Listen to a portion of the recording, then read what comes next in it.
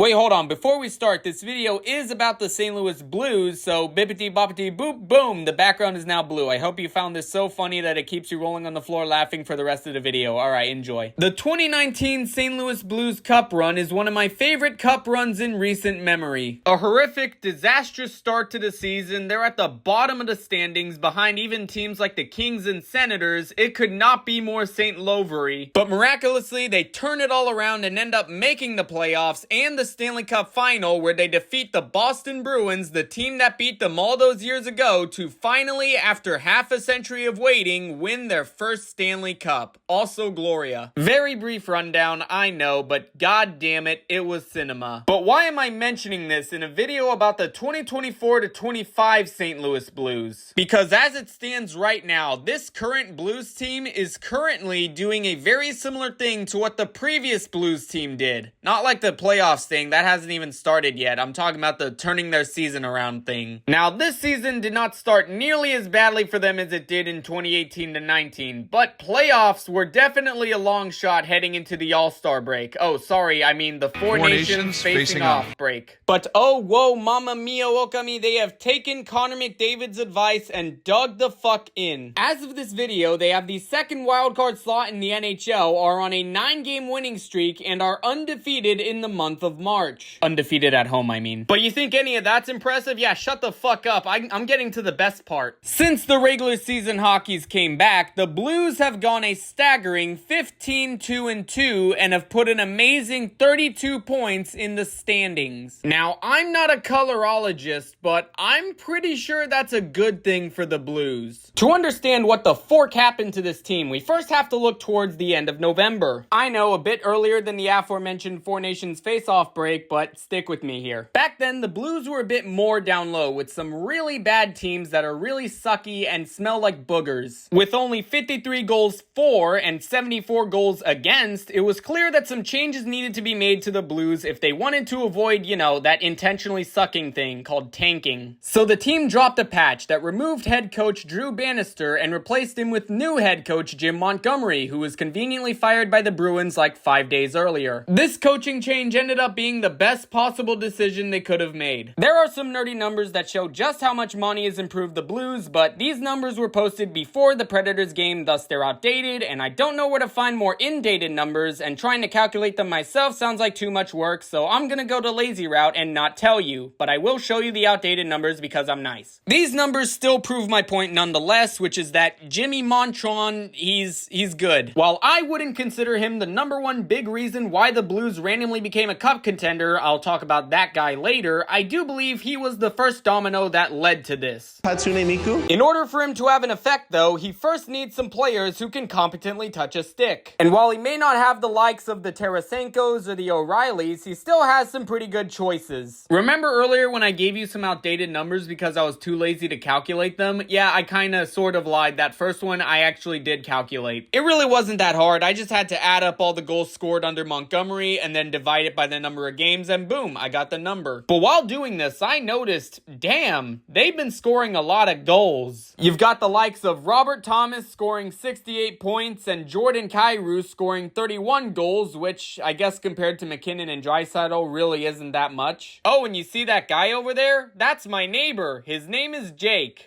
I'm sorry, I had to make that joke, I couldn't resist. But all of those guys are relatively not very new Blues players, which there isn't anything wrong with that, but why would you want to play Invoker when you could play Kez instead, or the Bard Frog that'll probably be revealed at this year's TI?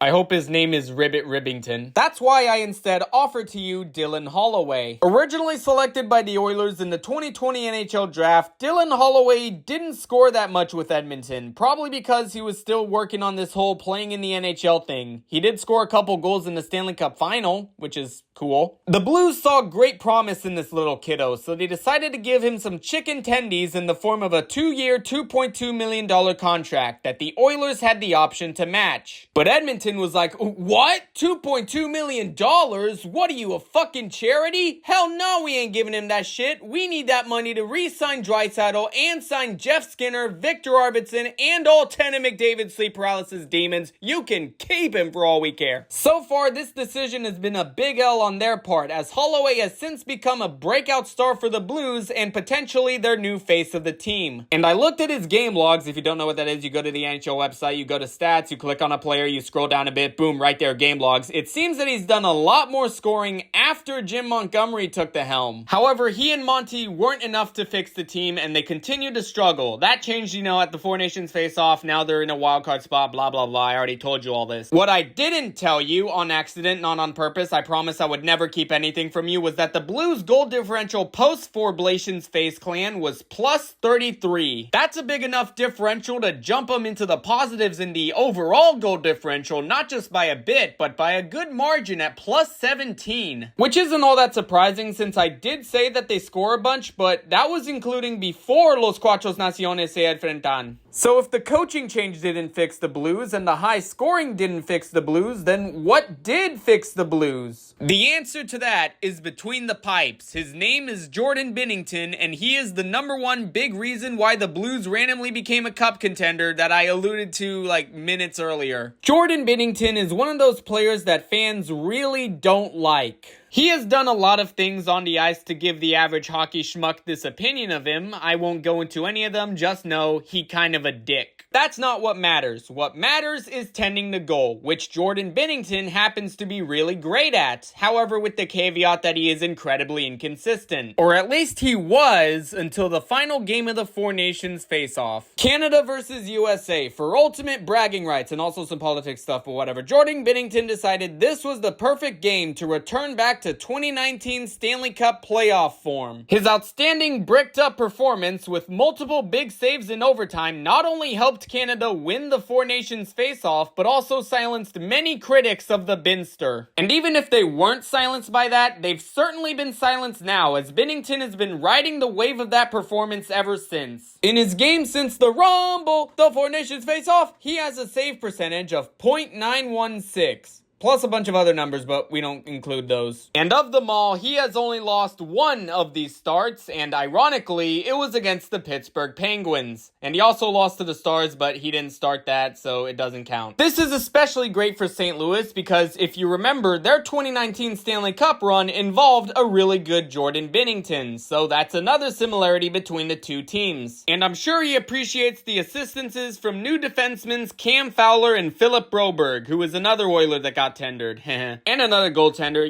to give him some rest. That's also pretty good too. Alright, so now that I've told you all of that, I'm sure you are wondering, personally from me, with all the similarities with the 2019 Blues, do I think this team is going to win the Stanley Cup?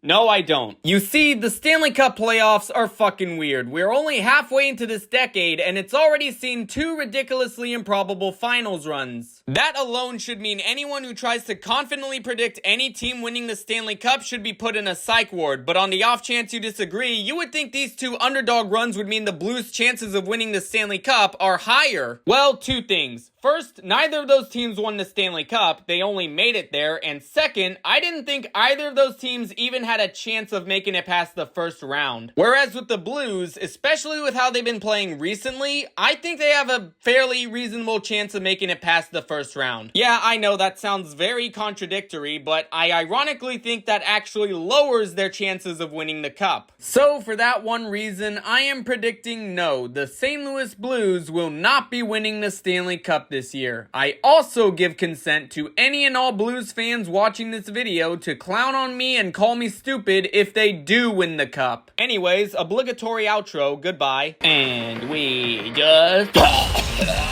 Let me know I can...